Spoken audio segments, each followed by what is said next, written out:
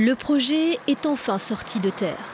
Un peu comme des poupées gigognes, cet espace muséographique va renfermer un petit village, le long de la rampe intérieure qui symbolise la rue principale, frise chronologique et données historiques.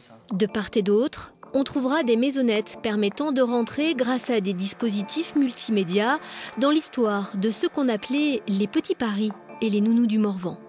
La maison, c'est le phénomène général, et les petites maisons à l'intérieur, c'est du domaine de l'intime, avec des témoignages, avec des objets, avec des choses très personnelles.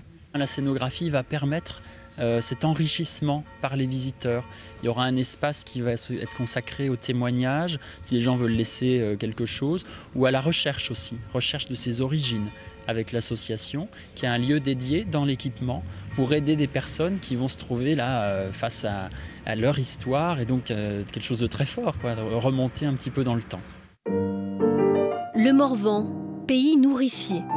Non seulement il accueillit contre rémunération des milliers d'orphelins et d'enfants abandonnés parisiens, et ce jusque dans les années 60.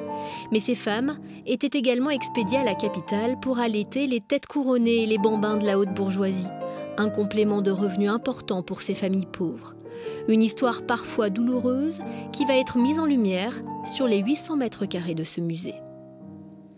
Toutes les expositions qui ont préfiguré le musée, c'est pas un sujet anodin, c'est un sujet très important pour le Morvan, et je pense que vraiment le Morvan a besoin qu'on reconnaisse cette histoire, aussi bien pour les familles qui ont accueilli des enfants que pour les enfants qui ont été accueillis. La Maison des enfants de l'assistance publique et des nourrices du Morvan ouvrira ses portes en juin 2015.